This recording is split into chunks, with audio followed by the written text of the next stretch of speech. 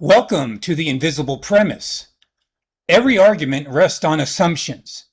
In this series, we'll identify those hidden premises and examine whether they truly support the conclusions being claimed. Every generation asks questions about history. That's healthy. History should be investigated, evidence should be examined, and assumptions should be challenged.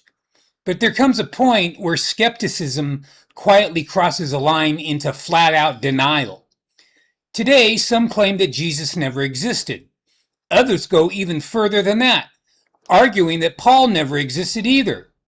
According to this view, Christianity wasn't built around real people, but around literary inventions created long after the events they supposedly describe. At first, that sounds revolutionary. After all, new discoveries do change history from time to time.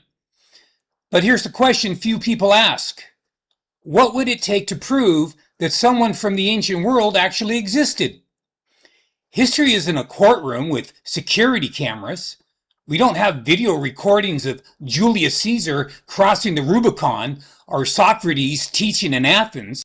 We reconstruct the past from documents, eyewitnesses, archaeology, and the convergence of independent sources. The same historical methods used for kings, philosophers, and emperors are also applied to Jesus and Paul. Even scholars who reject Christianity, those who don't believe Jesus performed miracles or rose from the dead, still overwhelmingly conclude that Jesus was a real first-century Jewish teacher who was crucified under Pontius Pilate. They also conclude that Paul was a real missionary whose letters profoundly shaped the early Christian movement. Notice the difference. The debate among historians isn't usually whether these men existed, it's who they were and what their lives meant. So what happens when someone rejects not only the New Testament, but nearly every early source mentioning these figures? At that point, the burden shifts. It's no longer enough to criticize existing evidence. You must provide a better explanation for why multiple independent sources scattered across decades and different regions all point to the same historical movement centered on the same people. This reveals an invisible premise that affects far more than biblical history.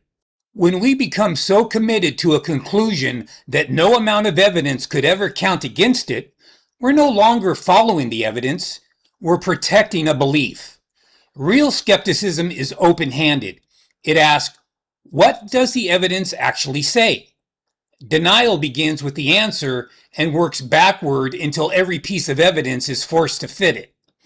The goal isn't to silence questions. Questions are good. Honest investigation is good. Christianity itself invites examination. But we should be careful not to confuse rejecting evidence with critically evaluating it. The invisible premise is this: truth isn't discovered by doubting everything. It's discovered by following the evidence wherever it leads, even when it challenges our own assumptions. The strongest position isn't the one with the loudest claim. It's the one that can best explain the facts. Thank you for watching.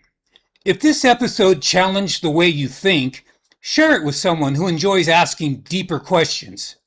Until next time, keep examining the evidence, question your assumptions, and never stop asking, what is the invisible premise? May the Lord bless you and yours.